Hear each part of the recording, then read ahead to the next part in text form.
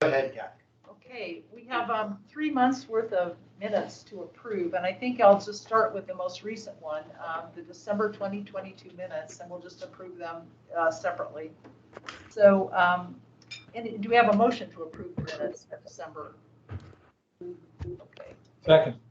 Okay, any discussion, corrections, adjustments to the minutes that Tim sent out? Who was the one that made the motion initially? Oh, it was you. Got it. And you seconded, Bill, right? Yeah.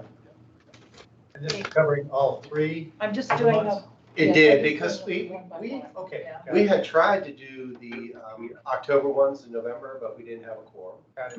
And so we had to hold off on on all that, all three. We have a quorum now. Okay, any discussion or questions on December minutes? Okay, all in favor of approving the December minutes, just a voice vote, aye. Aye. Anybody opposed? Anybody abstaining? Okay, December minutes are approved. Yay. Just going in I can post all the minutes now. reverse order. The November 22 minutes, do we have a motion to approve those? Okay, Don, and be a second. Okay, thanks. Any discussion on the November minutes? Okay, any corrections? Okay, all those in favor of approving November minutes, say aye. Aye. Any opposed? Any abstentions? Okay, we're down to one. October minutes, have a motion to approve those. I move. Okay, Eileen Second. and Phil seconded. I have a question on that. Oh, sorry, go ahead, Rob. That's all right. But I remember in the October one, which again may be totally right, they were talking about the pond going down in Ballston that's been worked on. And the way it was written in the minutes, it was like the Boston pond. Is it supposed to be Boston as opposed to Ballston? Just making sure. It just seemed very strange. It's, you mean it was spelled B-O-S-T-O-N? Yes. Okay, no, it should be Boston. So All right. if that is the case, Yeah, I was quite surprised. then that needs to be changed. We'll get that changed. Good catch. Yes. Yeah, any other corrections to the October minutes discussion? Okay, all in favor of approving October minutes, say aye. Aye. Aye. Anyone opposed? Anybody abstaining? Okay, minutes are all approved. Okay. Yay. Good The news. next item, officers and staff report. Do you want to go ahead, Tim, or would you like us to go first? Please, you go ahead, Kathy. Okay, I had 2 items that I wanted to mention. One is Tim, the. go back up. You good? Wanted to mention that Tim sent an email on the 3rd of January about the upcoming budget and asked, there were links to take a look at the budget as an individual, go in and express your opinion on it, what things should be priorities and what should not, and also to share that if you can with your neighborhoods. So just a reminder, I think that's an important thing to do, and especially if you want to say where priorities should be, this would be a program we would certainly want to mention as being valuable and should be supported, and there's no impact on, hopefully, Tim's staff or his operating budget in the coming fiscal year. So just a reminder to take a look at that. The second item is on the equity assessments for neighborhoods, and I've had, let's see, Don, you sent in a really good summary of Barcroft's situation and pointed out a lot of factors that would come into play with the project that is under consideration, which is really helpful. And then Eileen sent something on Arlington Heights as well. And on both of those emails, I wanted to, ask you guys, is it okay to share it with the whole committee? Absolutely. Because in addition to the factors that we've been talking about, both of you identified a number of other things that have equity implications that I think would be really helpful for others to think about for their neighborhoods. So I'll go ahead and share those and just encourage all of you who haven't sent in an assessment, if you've got a project on the queue list right now, those are especially the ones that we need to hear from.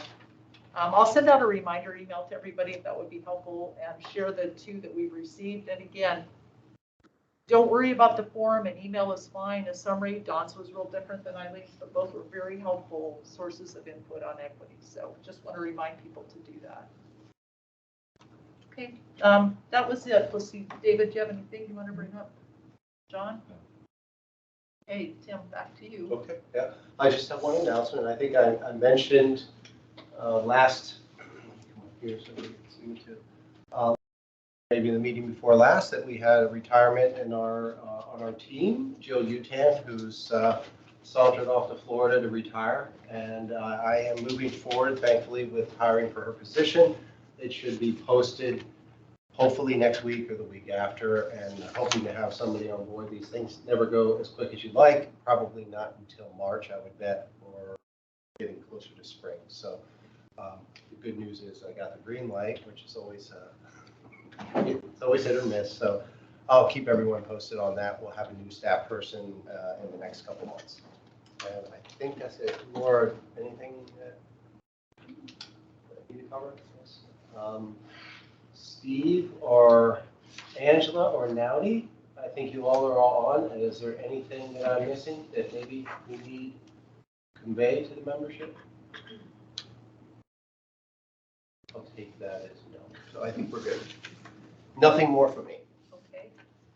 We'll get into our the main topic tonight, which is presentation and work session on the ArNAC committee for this ArNAC committee on some steps for the implementation framework where we have a major role to play. So we're really hoping for a good open discussion and lots of suggestions from you guys on the content that David's going to present and Laura's going to present.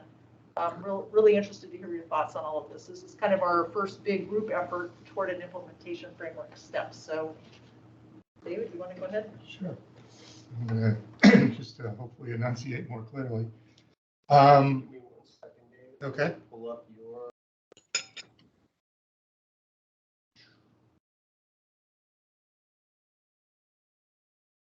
Oh.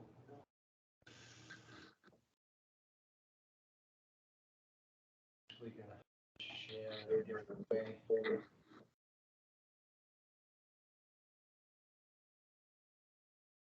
I don't share it through Teams. The rest of the group is not gonna see it.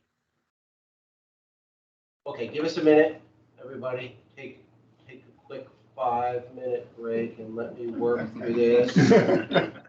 We're all still here, but Steve, let me see if I can.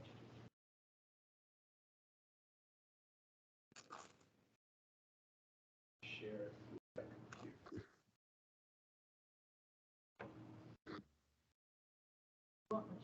Yeah,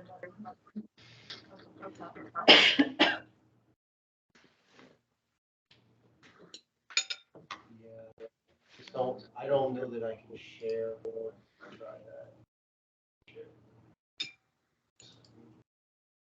Let's try this.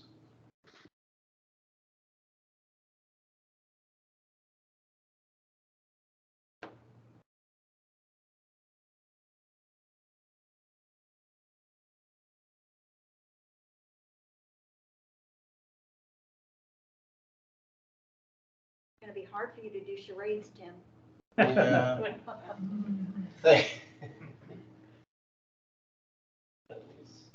Oh, here, let's try this. Okay. Can you all, everybody that is not in the room, can you all see the presentation? Yes. Yes. Yes. Yes, it's fine, thank you. Fantastic. It took less than 5 minutes. Okay. I am going to turn it over to you. Okay, thanks, everyone. What we're trying to do tonight is use the ArNAC calendar as a tool to find better ways to communicate programmatic information between ArNAC members and the staff. One of the things we keep hearing in meetings is, oh, I didn't know this, or what happened here, or stuff. So we wanted to use the calendar to set up a standard data set and standard times for sharing information so that everybody's kind of on the same page. This briefing, I'm going to present a proposal, including what kind of information and how often and when is going to be presented. And that's what's open for discussion in terms of frequency, type of information, and that sort of stuff. So the purpose is to seek everybody's feedback on this I can already think of a couple things I forgot to include, so there's plenty of room for, so you can go to the next one, Tim. So what I'm looking at is 4 times a year, January, April, July, October proposed. We'll review projects in the queue. And Tim, you want to just slide up to that chart so people know what we're talking about? Sure. Next one. So this chart, which we've all seen before, projects in the queue, you can just leave it like that. But we would use this listing. If there's other information you'd like to see, we can add that information as well. But this way, everybody gets a look like once a quarter at what the queue looks like, where they are, where everybody else is, and that sort of stuff. Okay, we can go back now. In March and September, twice a year, we would do a review of approved projects. And we would use the, if we can go up to the next chart, this chart, which we've seen before, which lists all the approved projects, what status they're in, and if there's any additional information that's not on this chart that you'd like to see, we can add that as well. But at least twice a year. And I said March and October because that's like before and then after the major construction season. So it would give us a good feel what we got accomplished during the year. David, sorry to interrupt you. Can I just add Sure. one thing here? That so everything on this chart here is what our active portfolios, as David noted. So all these projects, except for the ones that are at the very top at 30% design, have been approved by the county board. Those 4 projects at 30% design, those were approved in June and December of 2022. Those are the ones I'll be taking to the board probably in March of this year. Once they go to the board and the county board approves them, then they'll move into that active design phase. So just so everyone knows the difference between the categories, they're all pretty self-explanatory, but that 30% one is the only one where the county board has yet to approve it. Okay. And again, we're not limited to this information. So if you can think of other things you'd like to see and be aware of, that's the kind of things to suggest. Then in February, we can do an annual review of the program. We can review what we've accomplished. You see the list there: projects started, completed, cost status, overruns, how it's affected the budget.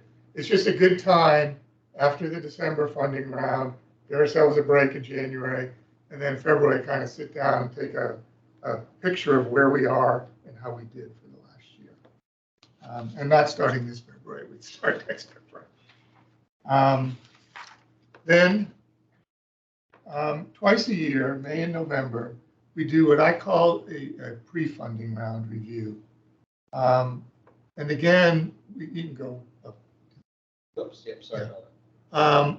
And this was stimulated, if you remember, for those of you who were here last month, I think it was you, Eileen, but maybe it's somebody else who asked Tim, when you looked at the projects in the queue, why are some projects at the top not getting qualified to be funded? And so the idea of the pre-funding round, and Tim then went through each project and explained exactly what was going on with each project. Well, that's great information. It'd be nice if we had it before the funding round. So the idea of a pre-funding round review is to do that kind of review of what projects are under consideration for funding, what they need to do to get there, what other projects might do to jump up into that if something happened, and to do that before the funding round happens so that we have time to take action if we need to, or the civic associations have time to take action if they need to. So that's the idea of the pre-funding round review. And then June and December, we do our normal funding round and present the funding round. So yeah, you can go. So that, again, that's the chart for March and November. Next chart we would use for the quarterlies. Plus, we'd use a modified version of that for the pre-funding round reviews, because it would tell us what projects are qualified, and what are not, and then we could go through and explain what's happening with each of the projects. Tim, can you go to the bottom of that one? I Yes. can't remember how many. We have 27 now. Yep. But then you also have a batch of second tier stuff, right? And we never see that. We do, so I would say no more than 10 neighborhoods probably have second priority projects. We don't Really? have a huge amount of them, and those are tracked by Angela, and she has a record of all them. But if you all would like to see those, and that's probably something else that we can figure out a way to create a different chart with those. I'm thinking once a year. I'd Sure. like to see what the second priority projects are. And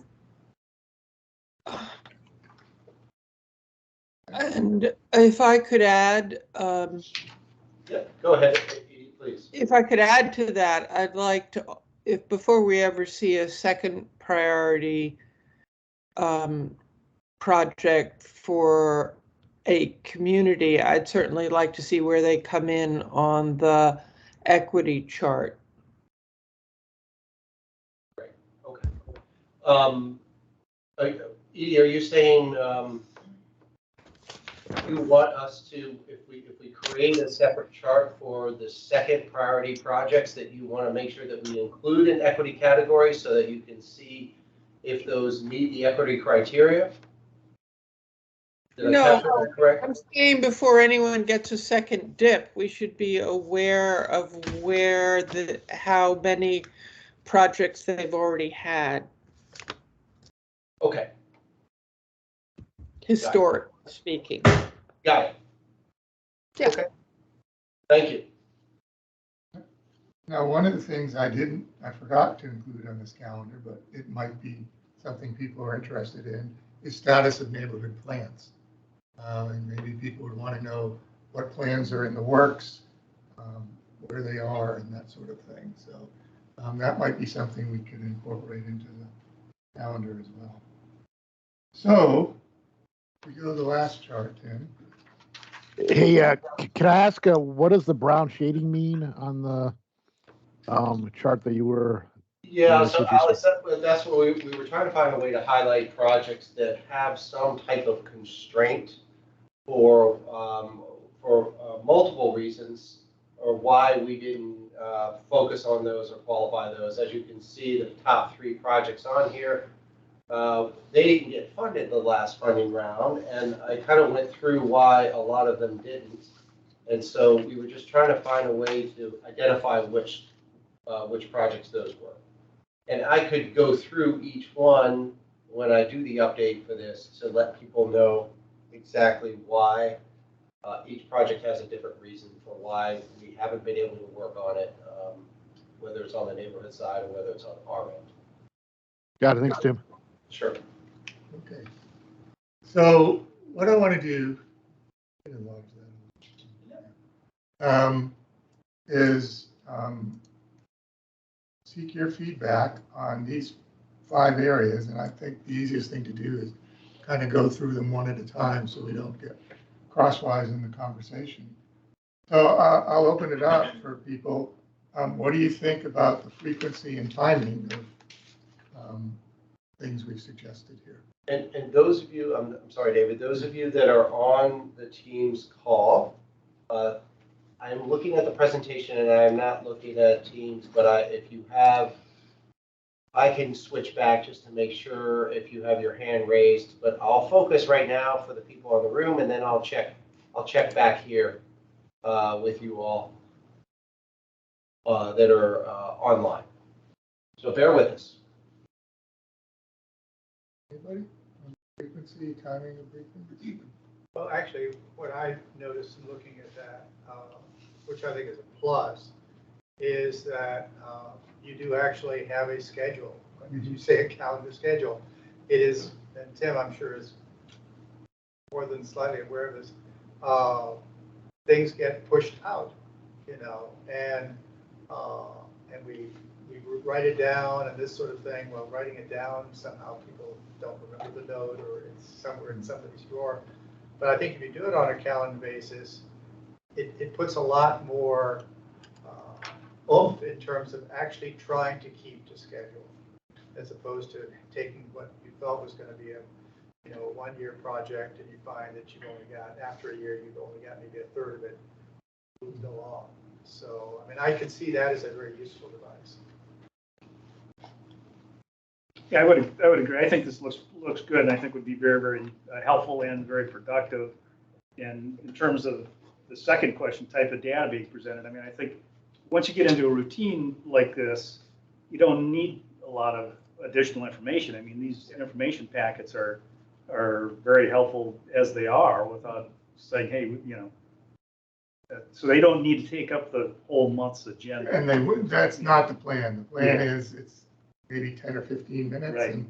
and then whatever else Tim has in mind.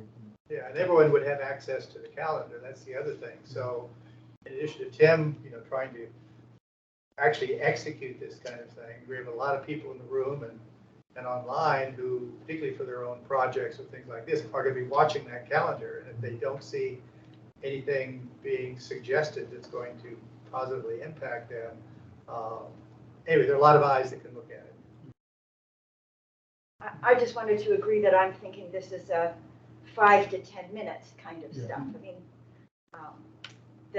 the holdups from some of the projects might take a little long, and maybe there can just be a holdup column because we will forget between January and April and Yeah. whatever. But as far as I'm concerned, it's a snapshot, it's an overview, it's a 5 to 8 minute kind of thing, not a mammoth presentation that requires either a lot of prep time for him or a lot of reading time. We tried to make it as much as possible in stuff that the staff was already He's doing. already doing. And then just Yeah. bringing that to us so we get a broader view than we've had in the past. I would suggest that that there's no reason to put off the February until a year from now. Build a template, even if it's not populated, at least it sets the expectations for what's going to happen next year. I don't know how you feel about that. So start doing it now. I think it's something we can do. And we can, we'll kind of go by feel for the type of information we present, and then people can chime in and say, well, I really like to see this, or that or the other. Okay. Those of you that are on, online, on the Teams call, any comments or questions?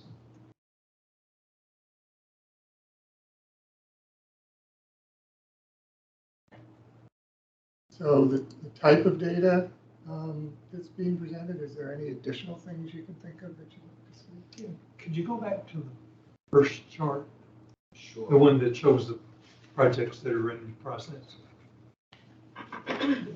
The ones, is this just the one? Yeah, that one. Is there any reason not to put the neighborhood on that one? Is there any reason not to put the neighborhood? Yeah. The neighborhood. Oh, it's We there. do, we do have the neighborhood. Okay. Yeah. No, you're fine. When we're expecting. No, that was the only. Okay. Got it.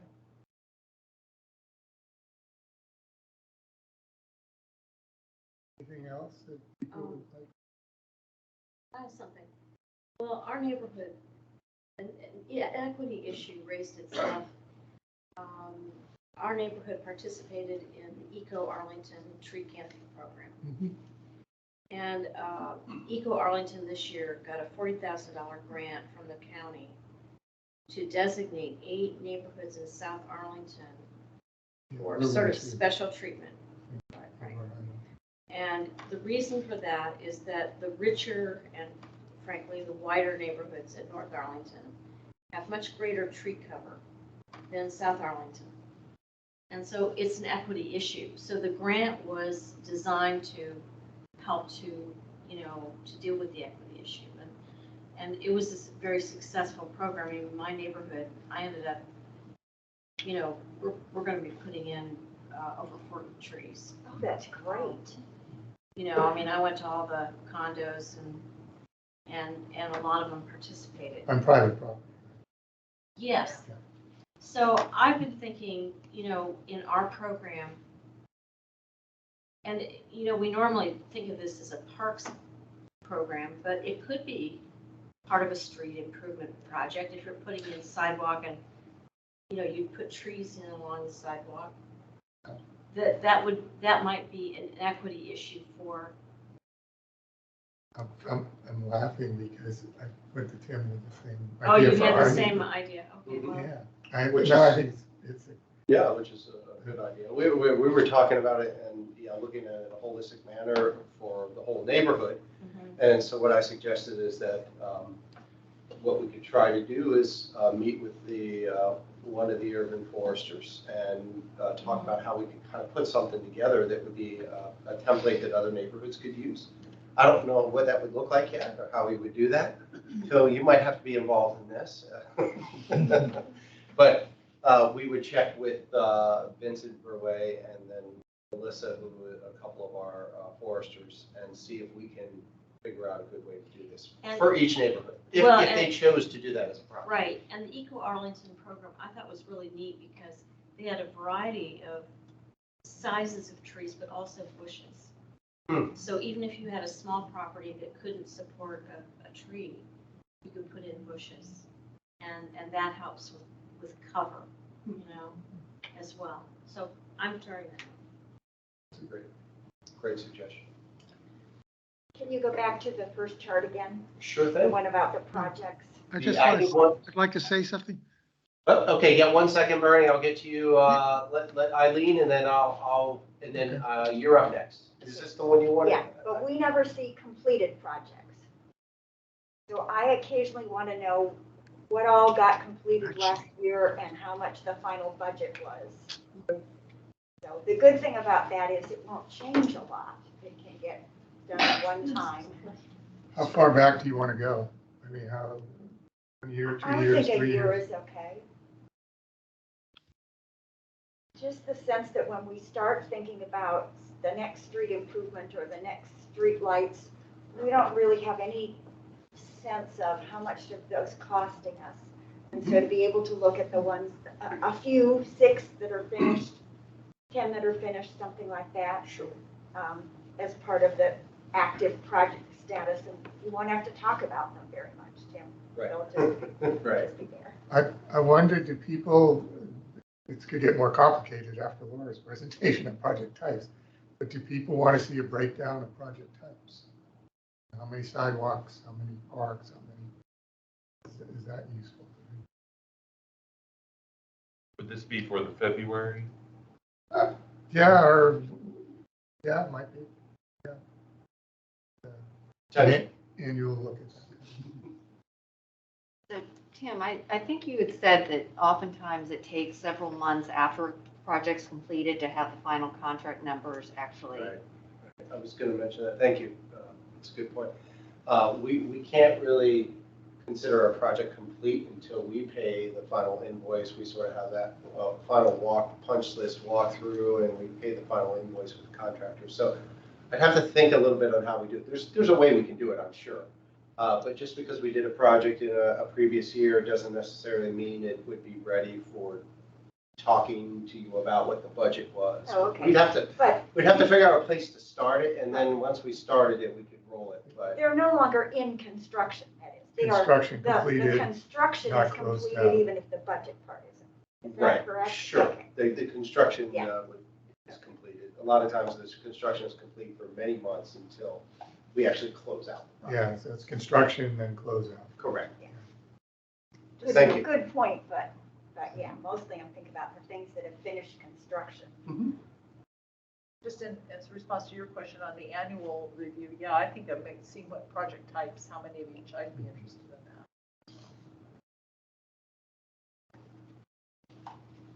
in that. Can you repeat that? Is that for me? Yeah, Kathy's interested in seeing the project, for an annual review, projects by project type. do a breakdown, how many sidewalks. That would include the cost too, right? Yes. Yeah. Everything, so. Oh, that's an interesting piece of data. Bernie wanted to say something. Yep, Bernie, you're up.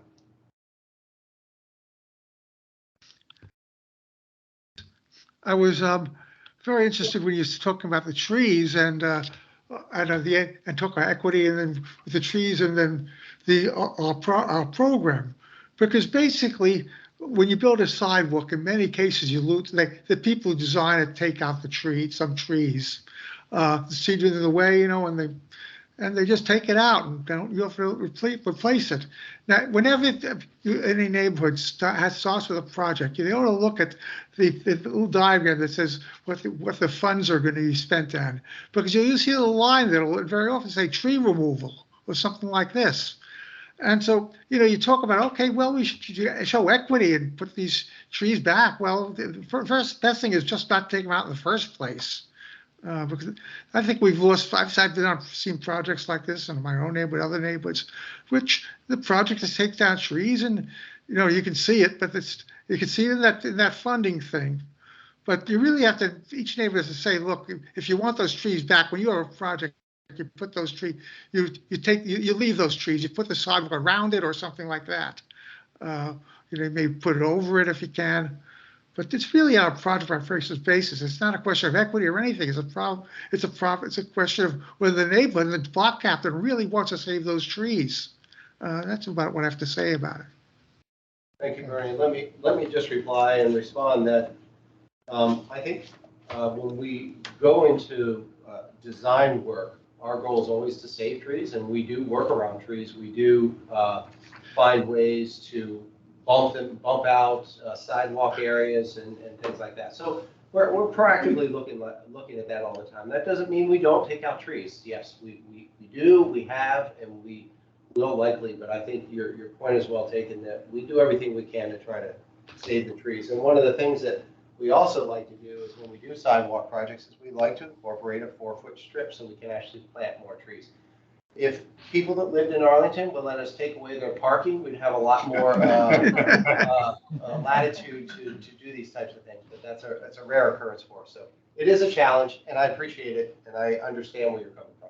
Yeah, one thing is, if you are taking out a tree, there should be definitely attempt to put that tree back, another tree on that somewhere nearby as part of that same project. And we do, and we're actually required to do that. If we can't find a place on site, we can actually work with property owners to see if we can put them on private property. You'd be surprised at how many folks don't want a tree on their property. So that's another issue.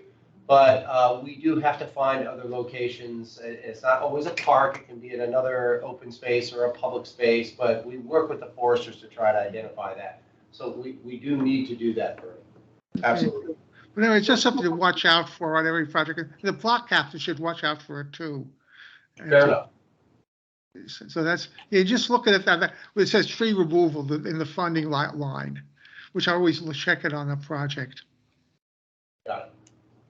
So any other data or information people would like to see? I mentioned status of neighborhood plans. I think we'll figure a way to fit that in there.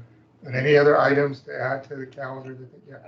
So forgive me a little bit since I'm new to the group and all that, but something that, and I want to throw this out for obviously everybody to consider that our vision is more equitable investments and obviously cooperation and coordination with all the neighborhoods. How many of the neighborhoods in Arlington are typically represented as part of this group? So we have about, right now, active, we have probably 45 or 46. Those that actually participate, about 52. And I think last check, we have about 60 or 61 civic associations. So I would say a good portion of them, but not all of it. So someplace that maybe the schedule and the calendar could combine with that would be to say maybe 1 month a year would be almost a new representative drive where there would be maybe an orientation or a time that, because we're never going to meet those equity numbers if the neighborhoods who aren't getting the services aren't being represented, right? So if there was maybe once a year that people could walk in and rather than be expected to know everything that happens here and how it works, that there could even be a short orientation. Whether there is something like that already, I don't know. It used to be. 100,000 years ago, when I was first the NCAC rep for Foxborough Heights, there was a booklet, and I think I had to attend something with other relatively new reps, and we just got a sort of an intro Right. to the lingo in the program. You're- And I found it very helpful. You're right, Lisa. And we used to hold those sessions. And actually, one of the reasons we stopped, and sometimes they were well attended, but we did kind of stop because people stopped coming. And so we oftentimes we would be there, and we'd do them kind of on a separate night. And we'd be sitting there by ourselves, and nobody would come. Right. We're happy to do that again. And I think it's a good practice, and we have to probably figure out a better way to onboard new reps. Right. Because it's on our list of things. Yeah, to and I do think that's as part something of we're this going to look process. at. So if there was one month that we knew that would be the case, then we could actually go out and recruit the month before, right? Sure. We could bring people in knowing that rather than trying to schedule a meeting for 3 people, maybe Right. we could bring in 10 or 12. Or consider an online version of the training that a new rep could get to anytime he or she wanted it, right? Sort of a canned presentation. We also, You lose interaction, but That's it's there for the That's a taking. that's a good point, and I don't want people to forget that we do have a guide book, that doesn't take the place of doing something like you're talking about, but I think it can be very helpful and try to orient new reps. I usually steer them towards that from the onset, but if you don't have the background, some of it doesn't make sense when you're going through it, so it's better to start as one. Well, when- 1 second, is that you, Edie? yeah. Okay, go ahead. Please. I think we need to consider whether the kinds and amount of technical assistance being offered to civic associations that aren't actively participating is working. And whether this model of, okay, you come in and we'll have a session to orient one person. In my experience in organizations, when there hasn't been active participation, a single person's training doesn't really help as much as multiple people, nor does it help as much as going to the civic association meeting and sitting down and saying, this is a resource that you may not be, that you haven't been able to take advantage of, and it's still available to you. Let us at least describe it. And then there are civic associations that really need even more technical assistance in order to start functioning better. Not to mention whether the NC plans, as we've envisioned it in the past, whether those work, whether the county cares about them at all.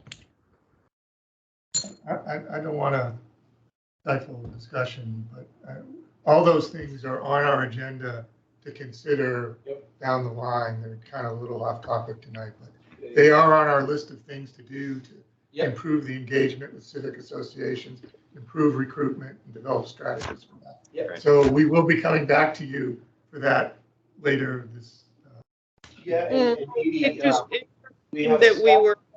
We actually had started to discuss that. It wasn't really on the agenda for tonight. But I am taking notes. Yeah, well, we've got it down. So. And just so everyone knows here, the NC plans, or I guess the Arlington neighborhood plans now, something we're starting to look at now. It's something Laura is proactively looking at and working on as we speak. We don't have anything to share on that, but Edie, it's definitely something on our radar. Absolutely. I just want. I think we have one more. Go ahead. John, I think you have a question. Yes, Tim. I first I want to say Edie's points are very important, and we here in East Falls Church have tried in the last 20 years twice to rewrite our neighborhood conservation plan, but the labor intensity of it and the amount of stick-to-itiveness it takes to get through a whole plan and get enough involvement from the community is a lot. And I think no amount of training. We had a lot of well-trained people willing to take it on. The question was time and willingness to stick with it. I hope in future the bar can be lowered. We fortunately had our East Falls Church area plan, which rather encompassed the sorts of things that we would have talked about in our neighborhood conservation plan update, and that sort of sidetracked us into something that we needed to finish, and so we kind of dropped the NC plan altogether. And I hope someday we'll be able to come back to it, but I think it really needs to be rethunk what's required and how to go about it. And I think it is a super challenge for any neighborhood, much less neighborhoods where you have people with 2 jobs or 3 jobs, and it's something that really needs to be thought through. So anyway, but I raised my hand for something else. I raised my hand because one piece of information I'd like to see, I think would be interesting, is how much of the street sidewalk projects, gutter projects, how much of that total is going to stormwater management. And just so that could be separated out so that we knew how much of a project was going to that basic water infrastructure and how much was going to sidewalk and gutter. That's all. Good point. I agree. Thank you, John. We've captured that. Thank you. And to your other point, Laura's leading a group on simplifying the neighborhood plans, so you'll hear more from that in the near future. I just have one other thing I want to ask is, right now we get the funding round booklets. Is anybody interested in changing how funding round information is presented, either the kind of information that's presented or how it's presented? I think one thing that would be, I guess, informative for the booklet is to have some kind of historical data on the project that it's on the project that it's being modernized. So if the sidewalk project that was from 1940, so that we have an age range of how old the street is or the park is that we're replacing. I think it's good data for us, but I think it's also good to show how valuable the program is, because it's showing that we're actually adding, updating important structures versus just, niceties. Okay, so some context for what the project is and for how old, just how old the existing infrastructure is, I guess.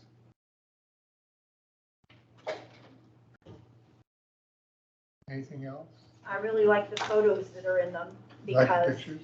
I can't imagine what it is that they're talking about without the visuals. Anytime they want to drive down the street taking a video and use that for the funding round, that'll be fine. I know you've brought up maps before. Would you like to see a little map of I what would the Civic love, I would Association love is? to see a little map. But we do have location maps in the funding round book. Okay. Yeah. Anything else? Yeah, I have a comment here. Yep. Yeah, when Go you ahead, Marty. when you have a parks project, it would be nice, very nice if the description in the funding book says what plants are being planted there, giving the species. It's because a lot of times I come in and say, "Really need milkweed? Or we need the right kind of milkweed?"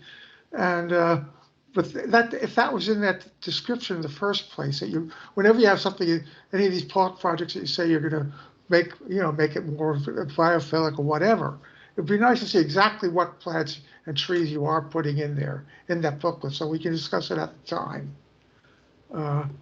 The other thing is I want to make sure also, I haven't checked it recently, that some of the sidewalk projects that you actually do have that list of the funds of if money is being spent on tree removal. I don't think I've seen that recently. I used to see it, but I don't think I've seen it too recently. So those are two things. It's really nice to see that we could get into detail on this at the meeting, rather than just tell whoever the parks, if it's a park project, telling the arborist, the park designer, this is what we'd like. It's much better if we just have that up front. So that should be in the booklet for a park project. And again, the street projects, sidewalk projects should say, what money is being set in for tree removal, tree and shrub removal. So that's what I say about that. Okay, thanks. Thank you, Bernie. Yeah. Do you ever schedule field trips to projects that are under construction or nearly completed or completed? For the reps, you're Or asking? the reps? We haven't done that in the past, and it's an interesting, one of the things we did used to do, this was more pre-COVID, is we would actually take board members out to see completed projects, especially newer ones that came on. But we've never organized an event where reps could go and visit projects like that. It's not. Would that even be something people would be interested in doing? Yes. I think Go on I would certainly be. Yeah. On your If we own. had one, I think I'd be sure.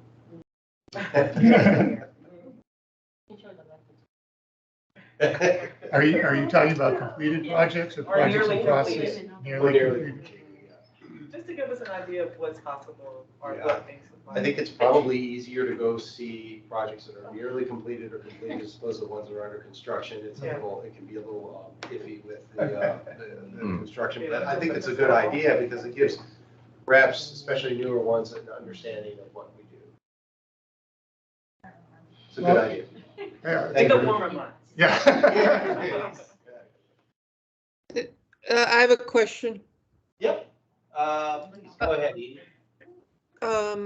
Are you saying are you referencing the fact that it wasn't clear. Are you saying that people used to go out to see proposals to vet them before they came up for consideration?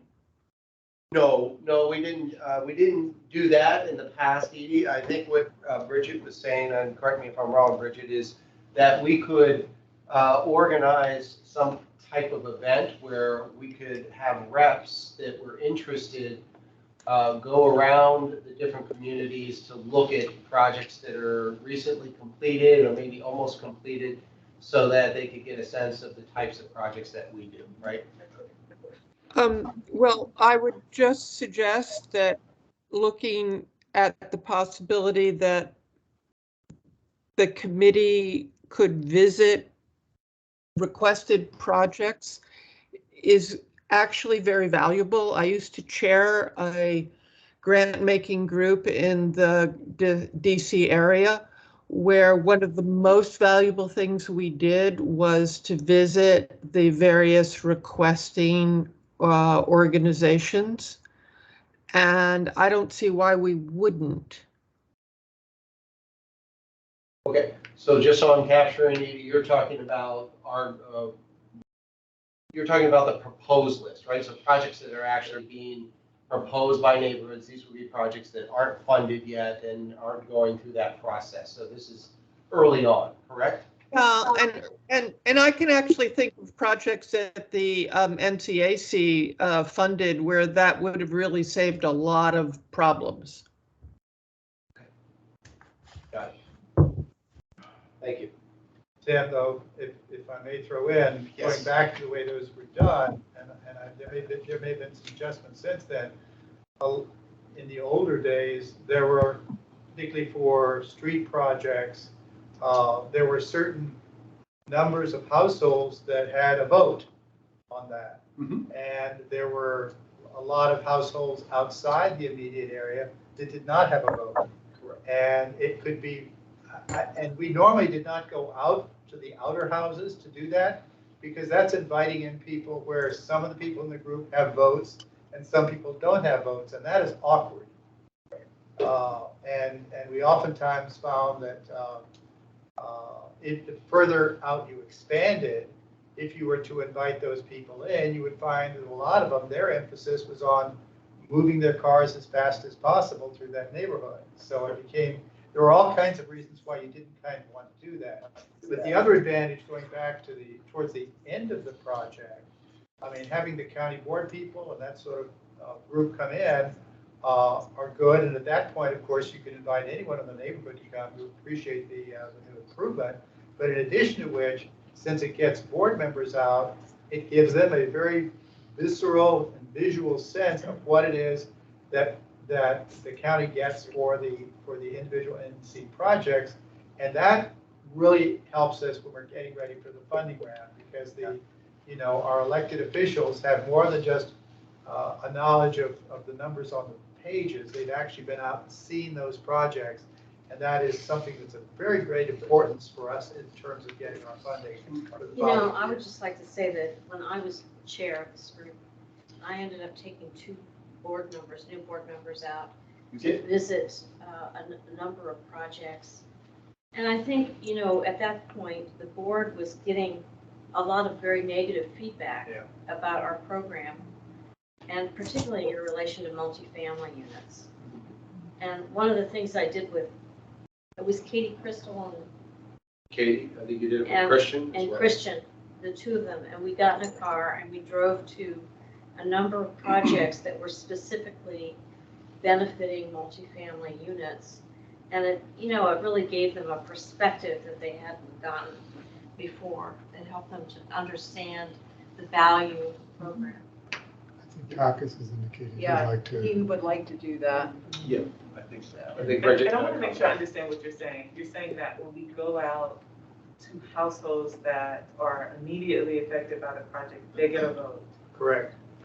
Well, I wasn't quite sure what you were saying about other households. Well, the thing is, let's say you have a fairly large civic association, whatever the size of it may be. Okay. The project is normally on one street, and the people on that street, keeping it simple, have the opportunity to vote. And we look at the percentages that are approving this in terms of a prospective project. But then if you start bringing people outside of that area, then their perspectives are somewhat different. And we've had a number of instances where they're just interested in making sure that their cars are able to move faster.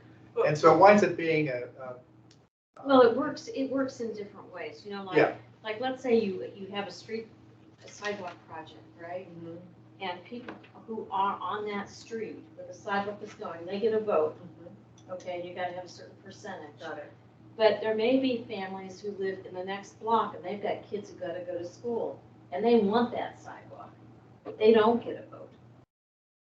So people have different, perspectives on, the impact of that project. So I understand that, but I'm trying to understand. So you're saying you want us to be sure that we don't start including neighborhoods households that are not. at the very early point of the project. I would say yes, you want to keep it in the block that's in that, and certainly when you're at the end of the project, it's great to have as many people as are interested coming. Yeah. But are you saying that that's directed by rules of this organization? Well, I will tell you, and this is really, and Tim is aware of this, really goes back in early days of the NC, is that when you were talking about a block and they wanted sidewalk there, they had votes because they actually were basically going to be charged at least a certain amount for putting some of those elements in. So they had a fiscal aspect as well. Now that sort of faded away a bit when the county actually took on all of that cost itself once the project was approved. But that was how, way back when with NC, how some of those rules were But put sidewalks, in, and that changed over the As far years. as I can tell, sorry, Sarah, I think that's kind of how the petitioning effort kind of came about. Yeah. Was back in the late 80s, early 90s, residents used to pay for sidewalks. Sure. And so it was that affected block would pay for it. And so we used that, I think, I don't think we found information specifically, but that's kind of how we developed the petitioning process that we still have today, that I think is woefully outdated, but that's a separate story. There's also a flip to that too, you know. Sure, go ahead. They would be paying for a portion of it, but the idea was that their property values were gonna go up, so they were also receiving the direct benefit Right. of those improvements on Yep, their street. that's correct. I just want to make sure we're moving forward here. Yeah. I think we're drifting into Yeah, the yeah. planning I was just process, gonna which say. we're gonna do at a later time. We're gonna down be the road. addressing those issues. Absolutely. Yeah. So, I have one more quick comment though. That would be a great point of discussion for the onboarding process because I'm fairly new. So those are basic things that I don't know about the program, that I know we have a guidebook for, but it would be useful to kind of flesh out a little bit more. okay. I didn't even know we had a guidebook. One last thing, Kathy put together a really nice kind of gathering after the project that we did on 4th Street South. And maybe in the future, we could also find ways to celebrate projects. She did a really nice block party and everybody came out, not just from that affected area, but from the whole neighborhood. And it was a really great way to celebrate it. Kathy, it turned out well. I just wanted to note that. Tim, could I just? Yeah, really of course, quick? Lauren, go ahead. So nobody knows this, but that exact issue is going on in my civic association right now. Yes. And a very, very, very, I don't even live on this street, but a very important sidewalk. I mean, I've visited this place so many times and I've almost gotten hit and I'm a cognizant adult. And there are kids who are walking to Oak Ridge Elementary School. And I just cannot imagine there's like streets with no stop signs, the cars are zipping through, delivery trucks are zipping through, they're narrow. Anyway, we need sidewalks, but because of this very thing where you've got people who are like, oh, I don't want to have to shovel snow, or I don't want to give up some part of my yard or whatever. That's right. You know, but you've got interested parties who aren't directly That's the right. landowners, who are they're like begging for sidewalks because Right. they're afraid for their kids' lives. Right. And so I only mention it, not to stall this conversation, but to just posit the idea that this maybe outdated kind of approach Yes. to the petition could be re-examined at some point so that projects like this, which are like, I think most people, even the people who shoot it down, they're like, yeah, it's really bad. I just don't want to give up on my yard space. Like, Yeah. you know, and so like if we could somehow consider re-examining. the It's way on our that- agenda, it's on our agenda. to read. We have to. Well said, and you're dealing with. Right, we're starting with the early, the easy stuff. Yeah, that's. But we were getting all Get the. One to the last. end of it. I just want to make sure, we brought up a lot of really good ideas that aren't directly focused on the Right. agenda item present. I love these ideas. Maybe we need to have like a retreat where we can, you know, I'm not saying go anywhere, but on a Saturday, spend a few hours kind of brainstorming. Maybe that's already been done in developing the plan where it is now. But can I call the question? Yeah, no, I'm done. If you have any more ideas for this, please feel free to send them in. An ongoing process and we'll turn it over to Laura. Fair enough. You called the question. Well, I thought it was something we're voting on. No, If we are, I'd no. like us to vote. No, If we're this not, is really more of a working informational type of thing. So I That's think right. we're ready to move But you're on. right. Laura has another presentation that we need to do for projects, so let's get on to that. Okay. Ready? So, right, so I'll, Thank you.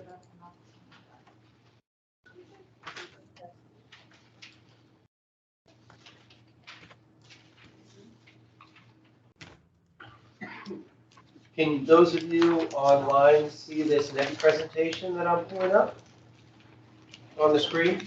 Yes. Yes. Super. Success number 33 tonight. Yeah. You're out of line. I'm gonna let you sit here. Got next week on Okay. Patreon? Let me move this out of your way. No, take your seat. You got one? I'm good. No, I'm I'll share with you. just gonna try to, make it. More people showed up than- Tim, do you know how to make it? Yeah, remove you. Let's see if you can do. I'll try to get you in there. Let's see.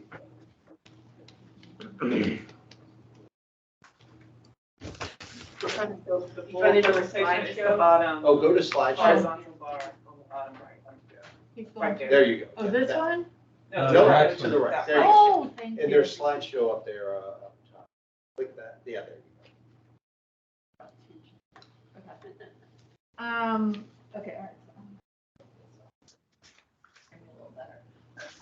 Okay, so just for a little reminder, because there are so many topics that have come up. This is the focus area. This is the number one focus area for our overall implementation framework that we're going to be doing, and we're looking at, as this general reminder, we're looking at the neighborhood plans. We're looking at, the role of staff and the types of projects we're doing. We're looking at the funding.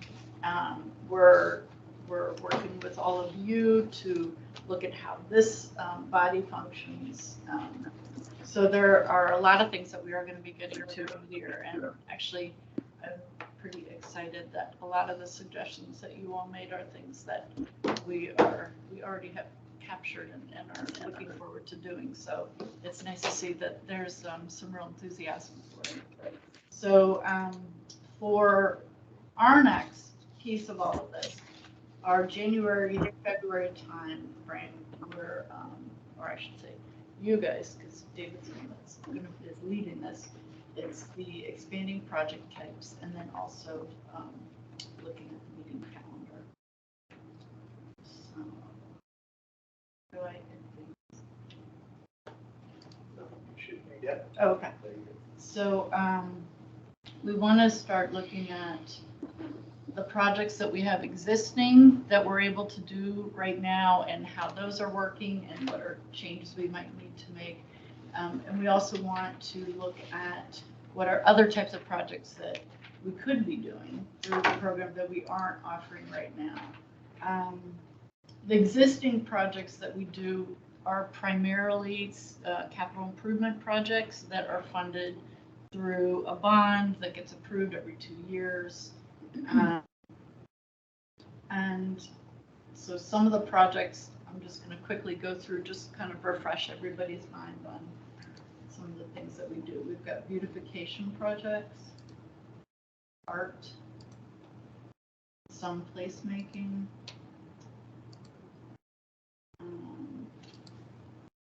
we've got environmental that includes sort of Green Street, stormwater, dealing with stormwater, educational signage sometimes goes along with it. We're starting to do more tactical urbanism throughout the county, streetlights, some reforestation. We do parks, playgrounds, trail enhancements. So now what we really want to start talking about are what are some other types of things that we can do through the program. We'd like to be able to provide things that would be useful for civic associations that maybe we aren't doing at all right now. We'd also like to see if there are some short-term projects or temporary projects, things that might be important to the civic associations that there isn't really a place to get some of those needs taken care of or met. So some examples of this type of thing in Oakland, California, they have a Paint the Town. Bloomberg Philanthropies, they have guides for doing asphalt art. Atlanta, Georgia, they've got a community impact grant program, and they do all kinds of things with leadership, neighborhood awareness, development. Ann Arbor, they've got grants where they are looking at projects that are really interesting. They've got a zero waste week pilot, bins for birding. San Francisco has private funding, so public-private partnerships where they have grants that help support all kinds of green projects. And then there are other types of organizations and places to to also get other types of grants and interesting projects. This is from the placemaking presentation that was made to Arlington in 2019, which you can look at also for ideas. There's a whole thing about third places, which has to do with looking in your neighborhood and seeing areas where people typically like to gather and how can you enhance that and improve those.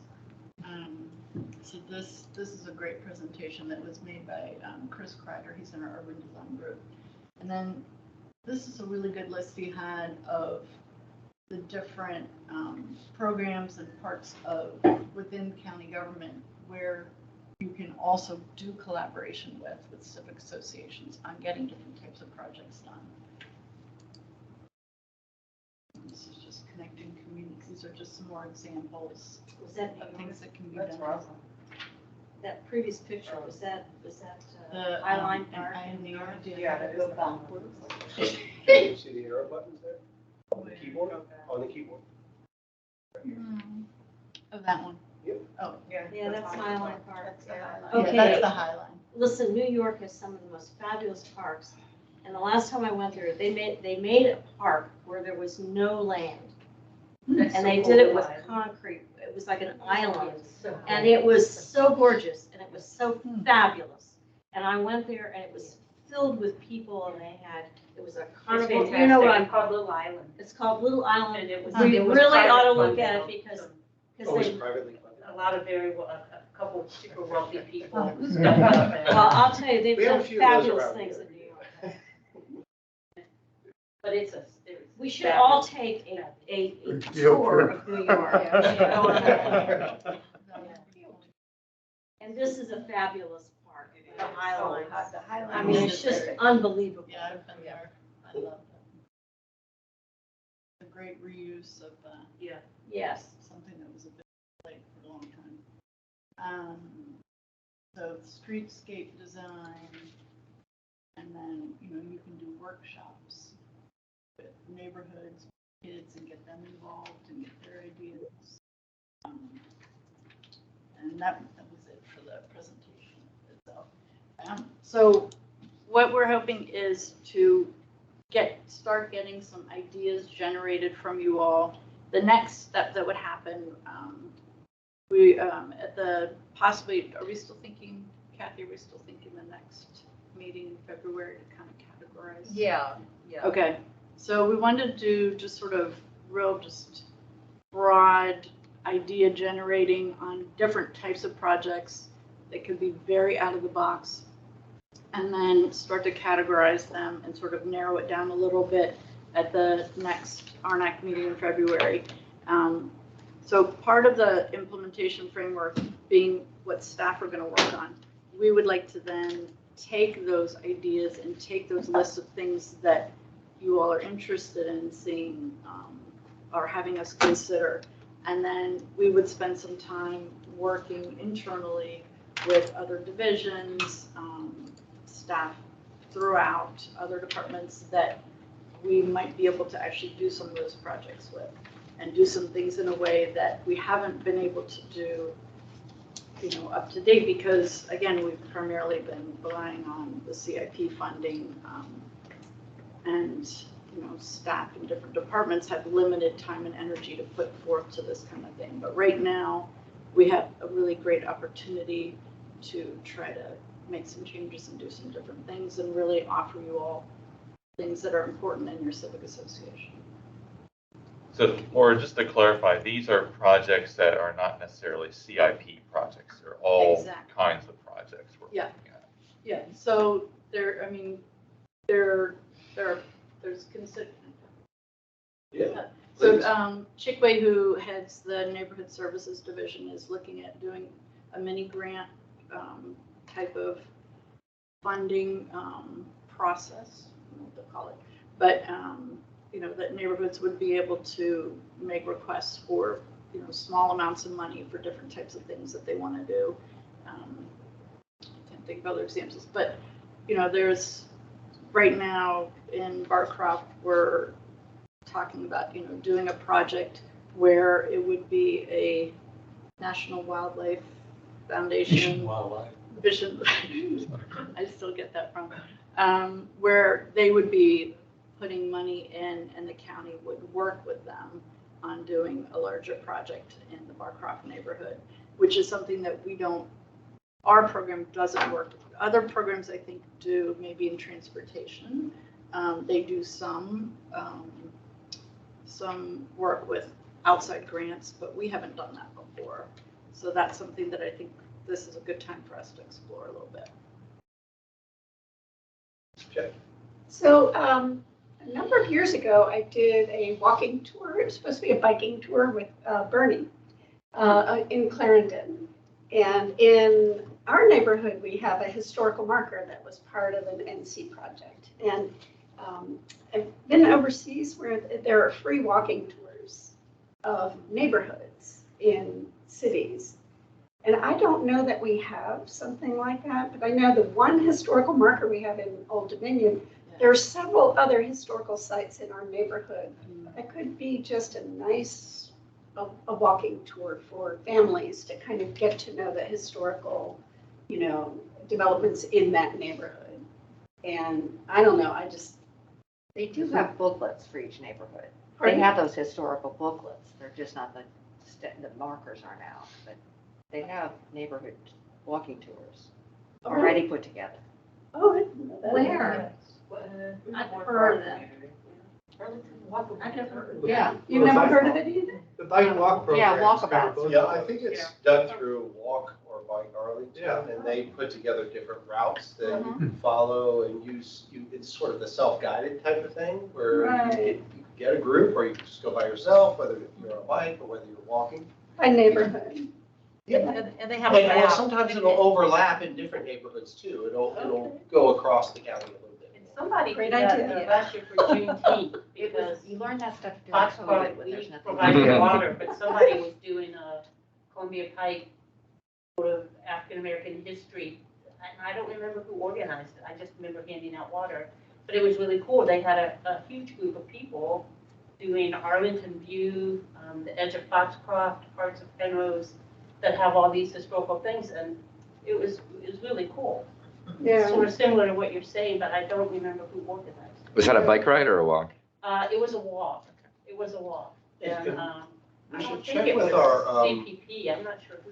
I'm wondering if some of this could have been put together by our historic preservation Could group. be. Because they put together different, I think, kind of walking tours too that you can do that focus more on preservation. But it's clear there's a disconnect between what these groups are putting together and getting the information to the neighborhoods. Maybe we can have a role in filling that. This might be a good, and it might be across civic association. Yeah. And when Laura's talking about, she's talking about grant money too, but I think, obviously, we're bond funded, but that doesn't preclude us from, in the future, considering if we get a pot of money in the general fund to do other types of projects as well. Because we're limited in some ways to what we can do through the bond. Part of it has to do with maintenance, and you have to make sure you have a useful life of maybe, 10 years or something.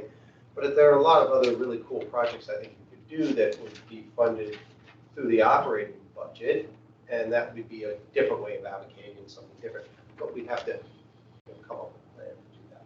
What we're trying to do is find out if we can, promote more options for the membership. Still do our traditional projects. That they're not going away, I don't think.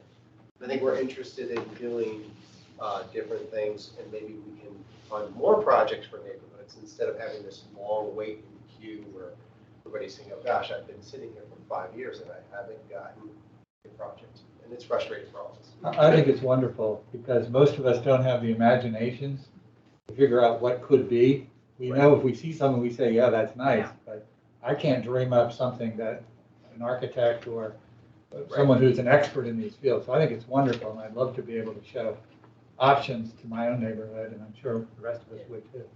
And this, sort of putting together sort of these walking tours and then sort of the idea generating, our urban design group they have staff that, we could consider talking to about actually meeting and going with a particular civic association that is in a position where they want to start looking at what are some projects they can do, and they can help with that. So some of the things that we want to do is to give a little bit better connection and access with different staff in different departments. You know, there's also, like, for example, with the police department, you know, they have a really good eye for knowing where a safe area is and where it isn't.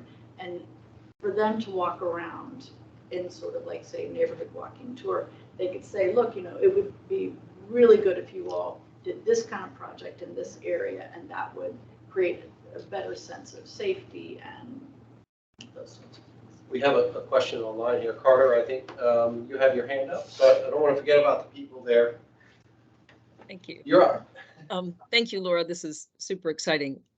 Is there a way we can find that 2019 presentation online? So yes. So there are two presentations, and it's on the ArNAC webpage. They should both be on there, I believe. So one is the Chris Kreider's on placemaking, which was really excellent. And then Jill Utan, before she left, I think it was early last year? Yeah. Yep, it was in March of 2022. She did a whole presentation on the types of projects that we do currently within the county. Yes. Okay, So so those presentations are there. if we look for placemaking, we could find it. I'm going to check on our commission site now, Carter, but the placemaking one I think is still up on our commission site. If you scroll all the way to the bottom, there are a bunch of links there. And I have to see if Jill's is up there. I'm going to check right now. But I can get them on there either way if they're not, so that people can access them. Yes, it's under documents at the bottom of our commission page, and the who, what, where, and why of how placemaking is on there. And I don't see Jill's on there, but I can work to get that on there. Great. Thank you.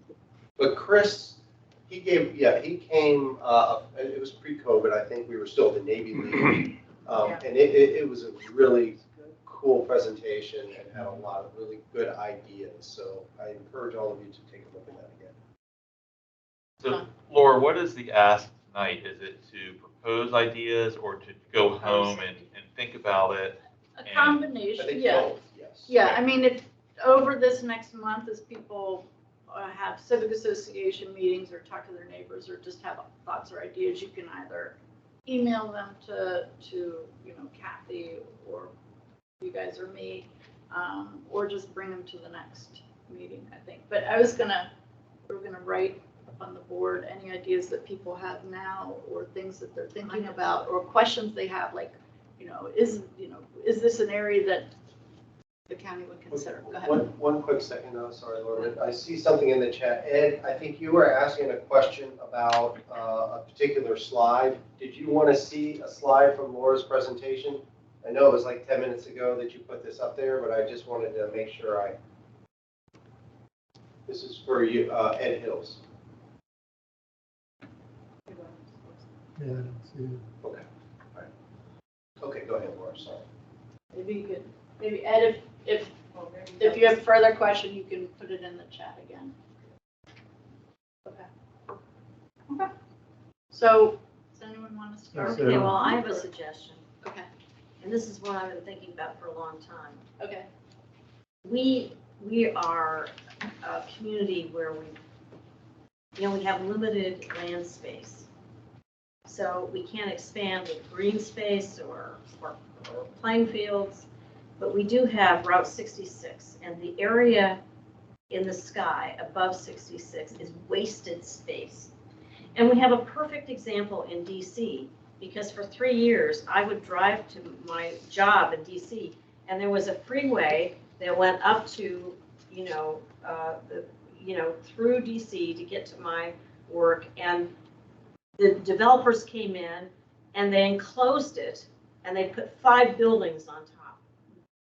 So now when I go to work, I drive through a short tunnel. Yeah, 395 north. Yeah, it's, They built 3 city blocks Yeah, they built 3 city out of blocks. thin air, yeah. So there's no reason why in the future we couldn't build parks and playing fields and pickleball fields above 66.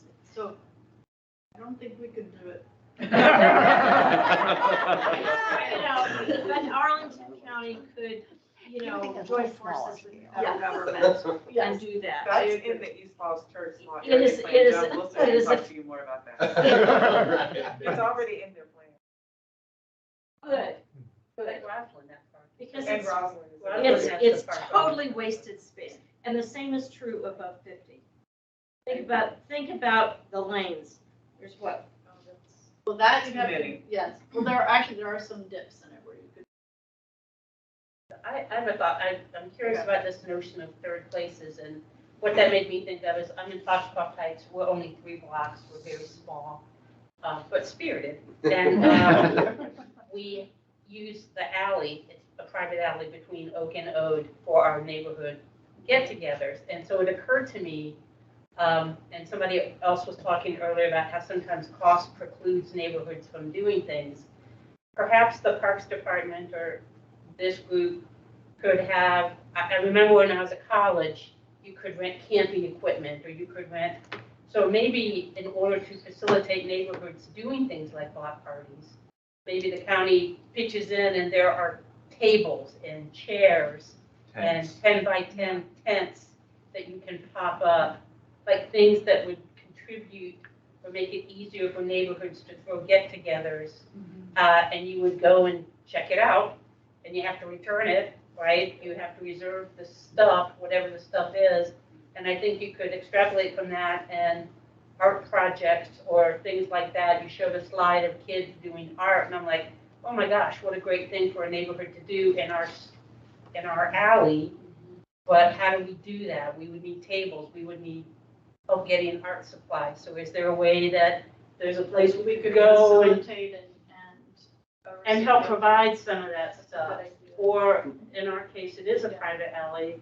We do use it a lot, but you know, if every now and then we could spend or help pay half, and the county could pay half to just throw some more rocks down to just keep it not mud. And but again, these are for temporary uses, but things that would help the smaller hoods at least for sure.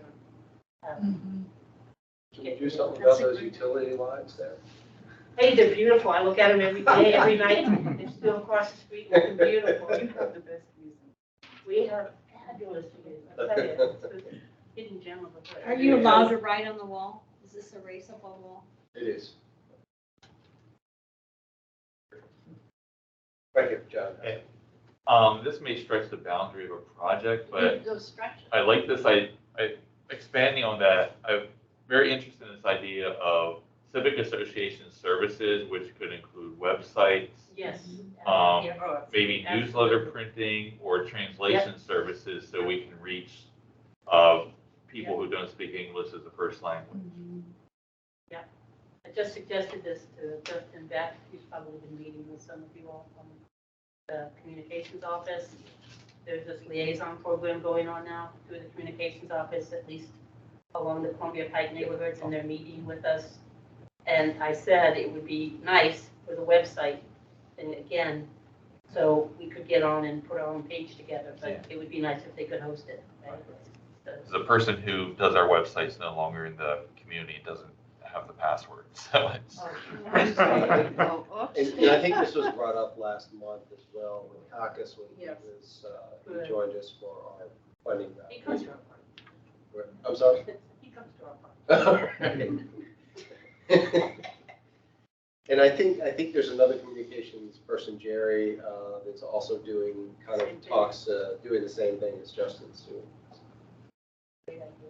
I don't know if we already do it, but I think when we talked about Thrifton Hill, we have bike paths going through, and there's all these missing links, broken links throughout the county, and I think that transportation does try to address these, but if we were able to organically go to them as neighborhoods and say, we know this is broken here, and we know that people would bike here or walk here. And if we could leverage the funding through transportation or, other grants, that would. Is it, Anthony, is that similar to what they're doing, sort of, I guess, the bike boulevards? They're trying to, and this is through a park, so I know it's different, but they can't put bike lanes everywhere in the county. Right. So they've been trying to pick different streets that they think are good streets that you can get all the way across in one area. Is it similar to that? Just what you're Yeah, saying? I don't know Or a little the different? I don't know the department that deals with sort of these broken links, but there are a lot of you know, when we walk through Thrifton Hill underneath 66, Yep. there's a bike path that used to go right there, right?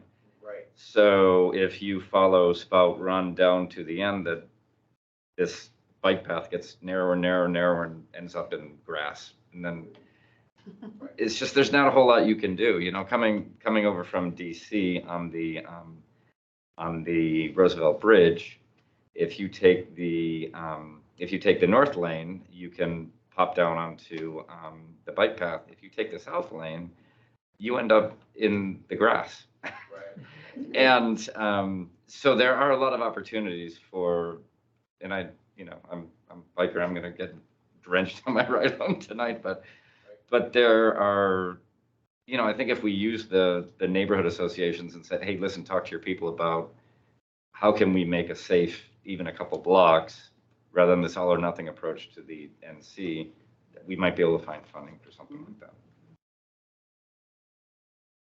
What about temporary or short-term type projects? One that does periodically come up. That we've read a little bit in the past. Which can also work for urbanism projects as well. Those are usually 1 to 3 years. I used to have heartburn with that. I want the sidewalks. I don't want to take money to do a 1 to 3 year thing when I want the money to go to the things that are going to last 50. Understood. And I think those options should still be available too. One of the things they're doing with sidewalks, I think this is being done through Vision Zero, is if you locate an area that can't get a sidewalk, they don't have the funds, they're sort of carving out this area that is a walkway that serves the purpose of a sidewalk, but it's not hardscape. And I don't know if we could explore those, because doing our sidewalk projects, which we still want to do, it just takes a long time and they cost a lot of money. Well, if they're not hardscape, what are they? It's just in the street. They're basically carving out a section in the street, and they're like buffering it out with bollards, perhaps, and sometimes they're doing striping with it or painting it a little bit. So it allows for a walkway. Now, we've had mixed reviews on them. I don't think that. I think they're still trying to figure out how effective they are, but they seem like a good way to get a somewhat of a safe walkway in quickly. Couldn't we even consider phasing in some of these sidewalk projects with some of these tactical urbanism projects? I mean, like Military Road is a good example where at the intersections, they provided these bollards with not the circle, but the nubs at the intersection with the bollards, and then they were just painted in. Right. But now they're real nubs. But 5 years ago, they were just the bollards. Yes. As a temporary measure. And that was the whole idea, is they would put it there temporary to see how it performed. That's right. They analyzed it and got data, and if it seemed like a good place to put money into a hardscape project, they would do it. So it sounds like they did it there. They did, and they did the medians the same way. So that could be an approach to some of the things we want to see long term. Sure. Agreed. Well, and I want to see permeable sidewalks. So please add Right? tactical urbanism. Somebody somewhere is doing some material besides concrete for sidewalks so that you're not adding more impervious surface. Yeah. And then in terms of, talking about having funding for projects and maintaining that, grants and other outside funding sources can be combined with our services. Like we could provide, we have the ability to do construction, we have the ability to monitor it, we have the ability to do the design. If there are certain types of projects that you would be able to get a grant for, but you would need some matching or, certain types of assistance or support, then we could look into that too. sorry, I'm with my colleague across the way. I can't imagine anything. I can copy what somebody else does that's good. So when you're off here on, we can do more stuff, all I can think about is where is the money coming from? And if the money's if we're gonna take it out of the bond money, which is the only money that I see, There are other places. I don't believe you though. If no one explores it or even asks for it, then we can't even investigate it. Like, the way it's. That's right, there's lots of creative people here, I'm not one of them, so. So one of the things that might help, Eileen, is if you look at the, you're saying, I can't picture this or I can't envision it, and I get that. Take a look at that placemaking presentation and see some of the projects that are on there. I think it'll help put together some of the ideas that I think we're trying to come up with. It is easier to see, I do agree with you. And we're not saying all of these are viable projects. We're not. And a lot of them can't be funded through the bond.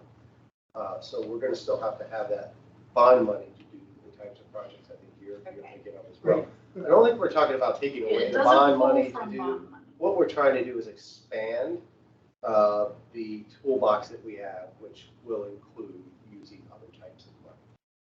That will take some time. I mean, one of the things like when Sarah and I were talking about tree canopy project, one of the things we could do is perhaps approach Echo Arlington about partnering with them and leveraging their money to do it. I think they would be delighted to do that, actually.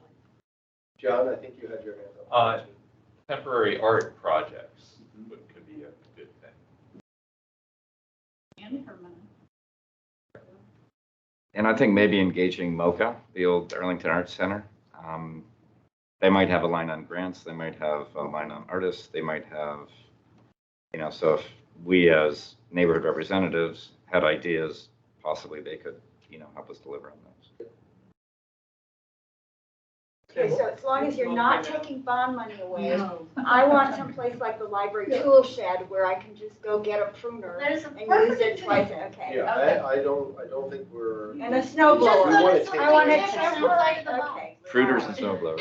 A pruner and a snow blower. That's the kind of stuff I was talking about. For And a teenager with it. So expand the library tool shed and just say lending libraries, et cetera, like tools. There are other tables, chairs, et All cetera. sorts of things. Yeah. So like lending services? Lending library or something. Lending Yeah. But libraries beyond books, you're Right. lending all sorts of Exactly. That's a things. good idea. Actually, Tim, what I want to mention is what I'm hearing from a lot of this is not so much the individual projects, but the fact that to execute these, you're going to have to, particularly through grants and things like that, break down the stovepipe structure that is endemic in almost any local government. I mean, Arlington is no exception. And that's one of the reasons why a lot of these things don't get done is because, the departments work in their stovepipes and actually crossing borders to talk to someone who's in a different stovepipe is a real challenge. Now, maybe things like, as Chickway has talked about, having grants, where these grants are really going to need to cross these stovepipes, would be not only yield you some really good projects, but it would also tend to allow for a lot more flexibility in county government as a whole, in the long run. So I have just a general question. For the projects that we embark upon, are they all either privately owned streets or county-owned streets, not easement or? They're all, we work pretty much entirely within the public right of way. Within the public right of way, but county-owned specifically, or through some developer's easement? Or No, so only county-owned streets. But no VDOT or. So, good question. Occasionally VDOT. Sure, Irving Street was all VDOT. I mean, you had to talk to VDOT. True. That's why it took 11 years. That's kind of what I'm thinking, because if you have to go through these other entities. But they've been successful. So we don't typically work with VDOT because we're usually in neighborhood streets, which we own. But yes, we work with VDOT. We do have to get permits and so. that is on the table. Let's do one, yeah, Lauren. So as we're talking about, looking at different funding sources, is there staff who would actually be doing the grant writing? Are we talking about us kind of doing that lift, or who would be responsible for doing the actual grant writing? It's a good question, and I think it could be either or both, right? And so in the case of the project that Don was working on, we were talking about, oh gosh, they'd be happy to write the grant, and they would do that. Then when we started talking, we were getting into the logistics of who would take ownership of that, and how you would, how the money would be, I guess, used, and how construction would happen. We started to really get into the weeds. So I think it's up in the air. I think staff would probably have to do some of it, and there could be a role for reps as well. Yeah, we're just not sure yet. We got one more. Let's take Bernie. And I think we are getting close to 9. I think people are starting to get to the point where it's time. So Bernie, let's take yours. Yeah, I just wanted to tell you, I put in chat, I put the website, the link to the Arlington County Walk Arlington that tells you, but has the maps and walks page. So Awesome. if you want, it used to be more extensive, but if you go on the links, you find a lot of the walks and interesting places in your neighborhood that you can go on. So it's in chat if you look at it. Thank you, Bernie. Yep, I see it in there. Thank you for doing that. Any final thoughts before? One thing to add, I'll send a message out on our Gaggle group if people would like to continue just chatting offline. It's an off-the-record area to chat. Yeah, and send us thoughts and ideas. That's a great suggestion, but feel free to come to us as well. We're going to take a picture of this, and this is something that we'll start looking into. And just You have another handout. I'm sorry. Oh, John. Oh, yeah. John. Hey, I was just going to say that many decades ago, we wanted to get water for the dog park in East Wells Church and for the Benjamin Menneker dog park. And Parks had a small grants program that was not so hard to do. And we negotiated it successfully in no time. And so you might look to them for a model for how to do a small grant program. Yep, no, thank you. It might have been called the PEG Park Enhancement Grant Program. That might have been it. Yeah. But yeah, thank you. Thanks for bringing that up, John. All right. You have another hand raised. Oh, we got another one. Carter. Hi, yeah, we're interested in Arlington View in things that are like the display at the historical display at Stratford. Something beyond just historical markers, and how that So more of an art, kind of an interactive art. interpretive type of panel art. type of thing. Right. Yeah, got it. Thank you. So I want to thank everybody tonight for their feedback. Tremendous. We really appreciate it. This is kind of the process we're going to use.